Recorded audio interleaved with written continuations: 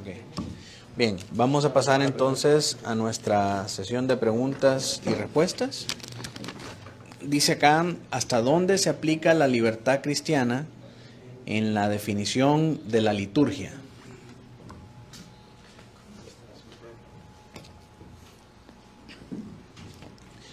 Lo que tenemos que tener claro es que los elementos del culto han sido instituidos por el Señor. Entonces, no debemos eliminar nada que Dios haya mandado y no debemos agregar algo que Dios no haya mandado. Ese es el principio básico del principio regulador.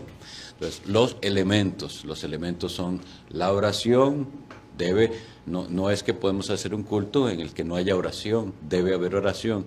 No es que podemos hacer un culto en el que no vamos a leer la palabra o predicar, o sea, todos los elementos tienen que estar ahí. Ahora, algunos elementos del culto no siempre se darán, por ejemplo, lo que les comentaba de la comprensión de con cuánta frecuencia hacer la cena del Señor, o bien el bautismo, que es ordenado por el Señor y es una ordenanza de la iglesia, pero no siempre la tenemos porque no siempre hay alguien al cual se le administra. Entonces, obviamente que son cosas de las circunstancias. Ahora, volviendo a eso, de circunstancias, esas son las libertades que tenemos. La hora a la cual nos reunimos,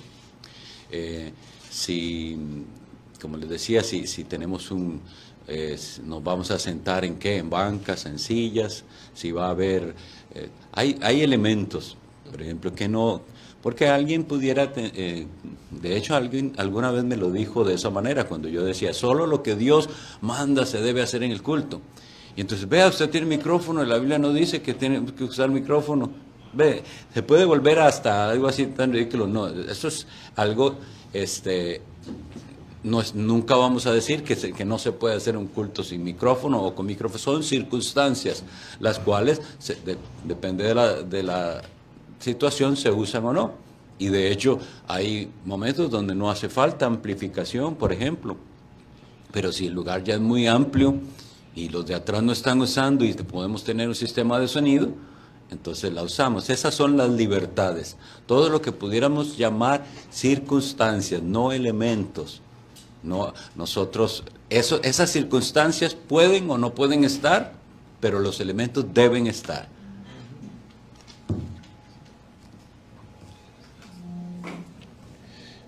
¿Nos puede hablar dónde vino la debacle del culto en la iglesia evangélica, así como pasó con el catolicismo romano?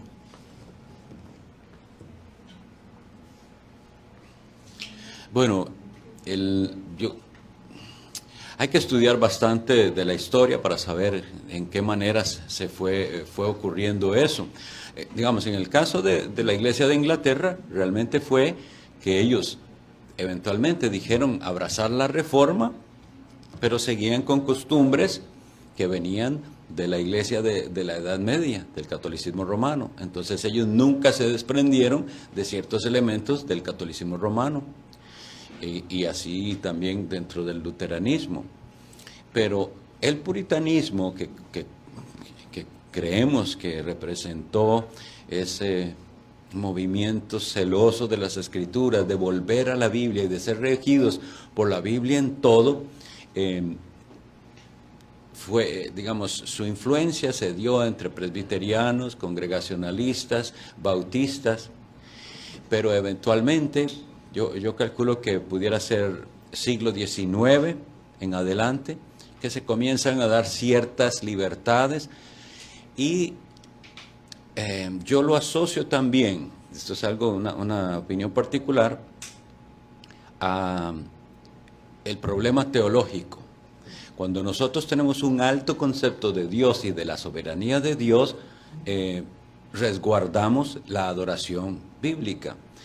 Cuando el arminianismo comienza a introducirse en las iglesias, las implicaciones de pensar entonces que no es Dios soberano a ese grado, porque no es que no creen que Dios es soberano, los arminianos confiesan que Dios es soberano, pero le dan al libre albedrío del hombre características que la Biblia no tiene. Entonces, por ejemplo, por darles un ejemplo, en los primeros avivamientos, en los avivamientos de George Whitefield, de Jonathan Edwards, el centro era la predicación de la palabra, el evangelio transformando las vidas. Pero cuando después viene lo que llamaron otro avivamiento, pero ya con una manera de entender diferente, que era la de Charles Finney, un teólogo que había sido presbiteriano, pero después él mismo no es fiel a la confesión de los presbiterianos. Él creía que usando los métodos correctos, él podía fabricar, no lo decía él así, sino generar un avivamiento. Es decir, que un avivamiento no tenía algo de milagroso, que era, si usamos bien las cosas, lo podemos hacer. Y entonces se basaban esas enseñanzas y lo que ellos hacían en llegar a las emociones de las personas y hacerlos tomar decisiones, pensando que está en el hombre la capacidad de arrepentirse. Entonces ahí comienza sutilmente, todavía cuando usted va a eso y revisa esos cultos de ese siglo, no es que eran diferentes los cultos de las iglesias reformadas, de no reformadas, todas había referencia, pero se abre la puerta a algo, a pensar que nosotros podemos, con esos medios, hacer a las personas tomar decisiones por Cristo. Y ahí entonces el enfoque deja de estar en Dios y va a estar en las personas. Por eso es que muchos cultos entonces lo que piensan y lo que analizan es, ¿qué le gusta a la gente aquí? ¿Cómo les llego? Por decir así. ¿Cómo les llego? Ok, aquí lo que les gusta, veo que todos son como tropicales. Bueno, aquí lo que entonces hay que hacer es música salsa en el culto porque los tenemos que ganar de esa manera. Ese es un énfasis. Cuando se cambió el énfasis teológico, cambia con él la manera en que hacemos culto a Dios. Y igual como vimos con el catolicismo romano, no es que eso pasó de un momento a otro, fue paulatinamente, porque mañana veremos también que al respecto de la música, paulatinamente, poquito a poco, y llegó a lo que nosotros tenemos hoy. ¿Cómo volver al verdadero culto que agrada al Señor en un mundo donde por los efectos de la pandemia la iglesia ha tenido que estar encerrada? ¿Y es el culto vía Zoom y otras plataformas un arma a doble filo? Esa pregunta es cómo podemos regresar en la iglesia presencial. Sí, eso de Zoom y todas esas cosas. Pues cuando hablamos del culto, el culto principal, tenemos en la Biblia solamente una opción, tenerlo juntos, presencial. Pues no tenemos opción tener el culto, la adoración del Señor por Zoom, Internet. Entiendo que hay tiempos que personas están enfermos o tiempos tenemos tal vez la necesidad de trabajar un domingo en el año, excepciones que son afuera del normal. Entiendo que está bien tener el Internet y gracias a Dios que podemos escuchar y cuidar a un niño que está enfermo y escuchar el sermón. Pero bíblicamente la iglesia es una congregación de hermanos que están juntos físicamente y no podemos tratar a encontrar otro medio. Todo es moderno, completamente imposible aplicar en los primeros 2000 años de la historia de la iglesia, ¿verdad? Pues no es bíblico. Ahora, debemos tener esa convicción que necesitamos congregarnos, ver nuestro hermano, abrazar a nuestro hermano, a pesar del peligro que tenemos. Ahora, a pesar de, en mi opinión, si el gobierno dice que no podemos tener reunión presencial. Pienso que Dios nos dio la libertad directamente en su Biblia. Y yo sé que es difícil, bien complicado, pero no sé si quieres añadir algunos principios o otro. Estoy tratando de decir el punto básico. Debemos tener compromiso para tener la reunión presencial. Solo para reafirmar o confirmar lo que el hermano dice, una vez leí, yo no sé si ustedes conocen quién fue Martin Lloyd Jones, fue un predicador muy excelente en Londres, y en aquella época, era en el siglo XX, apenas iniciaba esto de la radio, y como era tan excelente predicador y querían transmitir el culto de la capilla de Westminster. Y vean si el hermano tenía una visión correcta, que él no le gustaba esa la idea. No se negó y lo hicieron, pero a él no le gustaba la idea de que alguien no viniera a la iglesia y tuviera la opción de escuchar el culto porque la iglesia es iglesia porque se reúne. Cuando os reunís como iglesia. Entonces, esto para confirmar que imagínense si desde aquellas primeras épocas donde había la posibilidad de reunirse de manera remota, un hombre de Dios vio el riesgo. Por eso nosotros, las iglesias, ustedes y nosotros creo que hacemos, siempre poner una aclaración en nuestras transmisiones de por qué lo hacemos, porque pueden servir para que usted las escuche después, como decía el pastor, para repasar, para recomendárselo a alguien que no va a la iglesia, que no tiene iglesia, esas cosas sí, pero para que un miembro de la iglesia se excuse en que él lo ve por internet, no puede ser, no debe servir. Danzar en el culto, ¿cómo se tomaría si se hace de corazón? Bueno, el asunto de la danza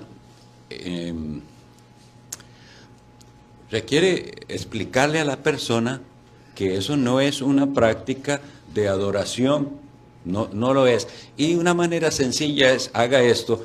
Yo lo hice en su momento, tenía el documento, lo perdí, pero hice un estudio y es sencillo porque ahora las herramientas de la Biblia son muy, muy fáciles para que busque usted todas las veces que en la Biblia aparece la palabra danza o danzar. Y una vez que tiene todos esos versículos, vaya a ver qué sucedió en aquel momento, cómo fue que se dio aquello. Entonces lo verá y verá algo en común que tiene que ver con el folclore hebreo y con la celebración de ciertas victorias, que era cuando se realizaban danzas con panderos, sobre todo las mujeres. Entonces, cuando ya recorremos la Biblia y vemos cómo se dio y entonces decimos, es que eso no tiene que ver nada con el culto ni del rito del Antiguo Testamento, ni con el culto del Nuevo Testamento menos. Era una práctica completamente folclórica del pueblo hebreo, de celebración, muy asociada a las victorias. Como pudiéramos nosotros decir hoy, un desfile. Vamos a ver el desfile. Como las caravanas en la circunvalación cuando gana un equipo de fútbol. La dirección del culto en su totalidad solo debe ser solo los pastores, o los diáconos y hombres fieles pueden dirigir también.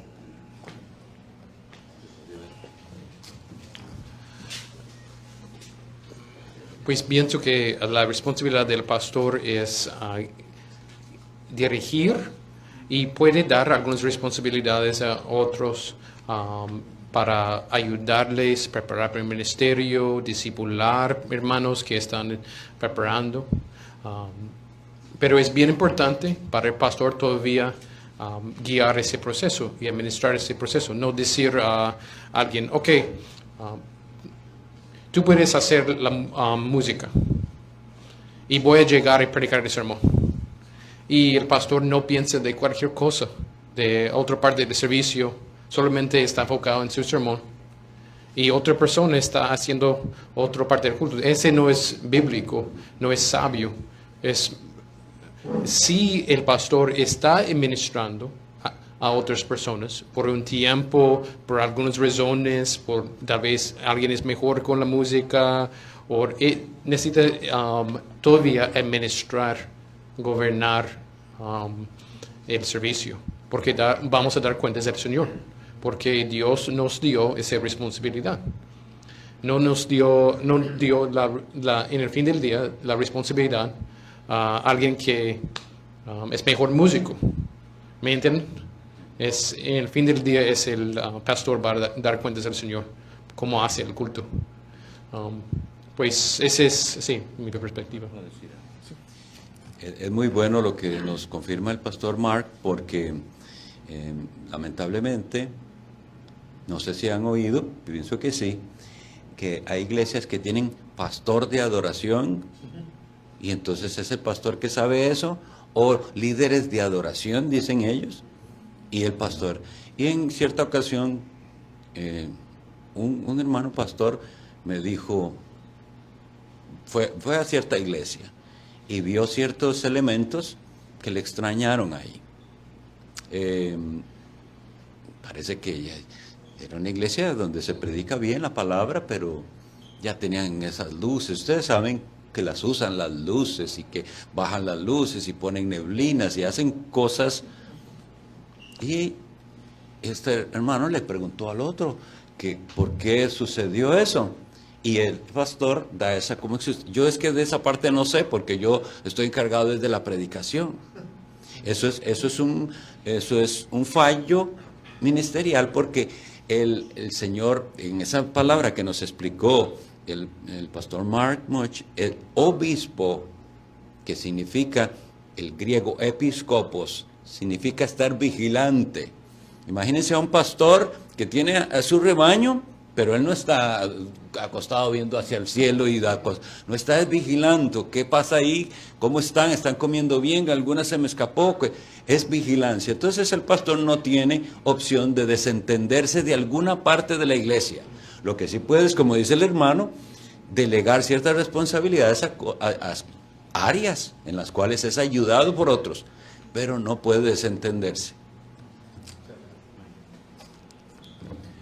Al postrarse en nuestro culto personal, ¿debe ser de rodillas o sentado o acostado? Siempre de rodillas. No es cierto. No. Es buena pregunta. Gracias al Señor que la hacen, porque esa postura indica algo. Y siempre que nos sea posible en la soledad postrarnos ante el Señor de rodillas, y lo hacemos para Él. No pensemos que la posición en sí es la que me hace mi oración digna y aceptable. Recuerden lo que vimos. Lo único que hace a una oración aceptable es la mediación de Cristo en el nombre de Jesús. Y de hecho tenemos espacios en la Sagrada Escritura, tanto en los Salmos como en otros, donde gente adoró desde sus camas, en sus camas. Dice Jacob que se postró y adoró desde su cama, y David habla que aún en sus camas adora a Dios, es decir, no tiene que ver con la posición. Ahora, sí me llama la atención, una vez estaba predicando, hermanos, y enfatizando que el arrodillarse tenía un sentido de gran reverencia ante el Señor. Y que leemos en los Hechos que cuando Pablo reúne a los ancianos y se va a despedir de ellos, después en la playa se arrodillaron y invocaron al Señor, y es algo muy hermoso. Eso. Sin embargo, a veces estas cosas extrañamente las entiende el que menos queríamos tal vez alcanzar. Y en la ocasión que prediqué eso, una hermana, una ancianita de la iglesia, como de 90 años, viene al final del servicio y me dice, yo voy a hacer el propósito. A mí me cuesta muchísimo arrodillarme, pero... Y yo le dije, es la menos que yo tenía intención porque ella, con su condición, que ore como pueda, ¿verdad? Pero es a otros a los que deberíamos llamar la atención. No es que no se puede orar desde la cama, pero ¿por qué es que lo estás haciendo así? ¿Por comodidad? O no es posible que haga esa muestra de reverencia y de respeto al Señor. Es demasiado pedir. Entonces, y eso hablamos dentro de la adoración personal. Pero sí, hermanos, no hay una única manera de orar. La oración es, primero que todo, en el Espíritu. Pidamos al Señor que nos enseñe a orar en el Espíritu. Eso es algo interno. ¿Hay un orden específico o liturgia en el culto personal y familiar? ¿Tiene una respuesta? ¿En el culto personal con devocionales en la casa? ¿Algo así? No, el personal. Bueno, hermanos, no lo hay. Yo he escuchado sugerencias de qué incluir en la oración, ¿verdad? Como para que su oración no sea dispersa y dice una cosa y después otra. Y entonces incluye 4 cosas. Y decía, primero usted adora al Señor, exprésele su alabanza. El otro era confiese delante del Señor sus pecados. El otro es dele gracias al Señor y finalmente tenga su espacio de peticiones. Porque solemos, si no lo tenemos bien organizado, la oración se vuelve nada más es Señor y después esta lista de peticiones y amén. Pero esos elementos son importantes. Sí, alabarlo a Él, reconocer todas sus bondades, la obra de Cristo, confesar el pecado, darle gracias a Dios, que tenemos tantísimo por qué darle gracias, y finalmente suplique ante el Señor lo que necesite de Él. Es una sugerencia, ¿verdad? Hermano Mark. Otra sugerencia es leer los salmos y orar los salmos, porque los salmos nos ayudan a tener diversidad de maneras de adorar al Señor. Si leemos un salmo cada día y usarlo como motivación y instrucción de cómo orar.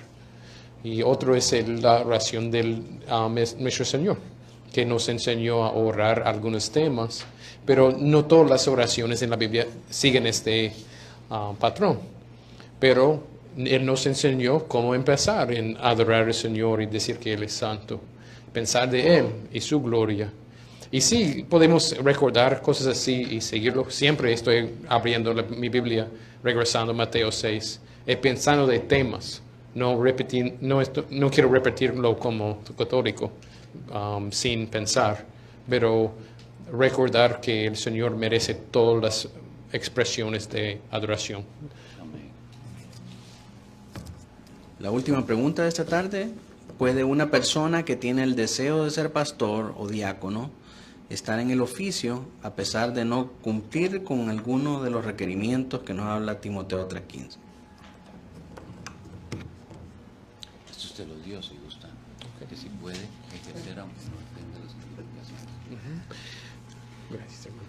Pues, si alguien no tiene todas las calificaciones, necesita tener todas las calificaciones. Es como leer una lista de pecados, ¿verdad? Como los 10 mandamientos y decir, pues, por lo mínimo, no estoy diciendo mentiras, pero he cometido homicidio. Y pues estoy inocente. En verdad, tenemos listas en la Biblia para ayudarnos, entender en una manera práctica, tomar decisiones claras. Y tenemos calificaciones y cada uno tiene su propio propósito. Y cuando encontramos maestro falso, alguien que no está calificado para el ministerio, y hay mucha destrucción en la iglesia o las vidas o almas, podemos mirar atrás y algunas veces encontramos uno. Por ejemplo, en la vida de Judas, ¿cuántos encontramos? Codicia. Ese fue la marca de él. Es un ejemplo. Pues pienso que cada marca es importante, porque Dios tiene razón en darnos cada uno. Y no pienso que podemos tomar uno y decir, bueno, él está bien, solamente aparte de ese uno. Creo que ese no es temor de Dios. Hay algo que quisiera añadir, ahora que el hermano expuso sobre los requisitos de los que le sirven al Señor ministrando como ministros. Eso está en 1 Timoteo 3 que vimos y también se repite en Tito 1. Ahora, no sé si hemos sido conscientes de esto. Todo lo que dice ahí lo debemos cumplir todos los creyentes. O sea, no es que si usted no es diácono o no es anciano, se da el lujo de no cumplir lo que ahí dice. No, lo que nos está diciendo es que el ministro del Señor tiene que tener esas calificaciones en un grado imitable, o sea, más allá para que sea ejemplo a los demás. Pero, ¿quién pudiera decir cuando dice marido de una sola mujer y alguien excusarse? Sí, pero yo no soy ni pastor ni diácono. No codicioso de ganancias deshonestas. Nadie debe ser codicioso de ganancias deshonestas. Pero está dando unas calificaciones que son indispensables, que más bien, como dice el hermano, si hay tacha en eso, no es apto. Si está luchando con eso, si está... No es apto. Ahora bien, nosotros debemos también reconocer, todo ministro del Señor, que ninguno de nosotros tenemos esas características al 100%. Pero sí se supone que las tenemos que tener en una medida en el que no seamos reprensibles. Porque lo primero que dice ahí es irreprensible. Irreprensible significa que no tienen que acusarlo de alguna cosa así. Sí, usted, por ejemplo, te pide que seamos hospedadores. Tal vez yo no soy el hospedador que debería ser, pero estoy esforzándome en organizarme para poder ser cada vez mejor hospedador. Pero no puede simplemente ignorar esa parte y decir, no, eso, yo no quiero hospedar a nadie. Hospedando significa no solo recibir a alguien en su casa, hay mucho que significa hospedar, compartir lo suyo, llevar a alguien en su carro, proveer para otro. Todo eso tiene que ver con cómo usted trata a los nuevos, a los que llegan. Todo eso es su cortesía con el extraño. Realmente esa parte de hospedador en la Biblia es ama al desconocido. Entonces, los quiero poner a pensar en eso, porque a veces, así, vamos a poner nuestra mirada solo en el anciano según el diácono, pero todos estamos mandados a vivir según ese estándar de santidad. Otro punto irreprensible es que no es que el pastor no tiene acusaciones, es que las acusaciones no son la verdad. Pues ese punto es importante, porque mucha gente hablaron contra Cristo, pero fueron mentiras, ¿verdad? Pues es importante entender que la acusación necesita ser la verdad.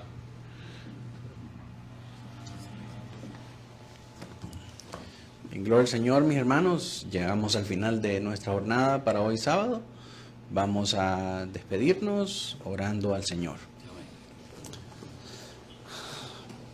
Padre nuestro que estás en los cielos, Señor, te damos gracias por este tiempo. Gracias, Padre, por cada una de las exposiciones. Gracias por tu buena y bendita palabra, Señor, que hemos recibido de parte de ti. Un manjar espiritual, Señor, un refrigerio para nuestra alma. Permítenos, Señor, preparar nuestros corazones, nuestras mentes, nuestras familias para venir juntos mañana y celebrar tu día, Señor. Rendir adoración a ti. Guárdanos del mal, Señor. Guárdanos de toda obra de impiedad. Y permítenos, Señor, venir juntos mañana y seguir celebrando y seguir gozándonos en este tiempo que tú nos permites estar aquí juntos. En el nombre de Cristo Jesús oramos. Amén y amén. Amén.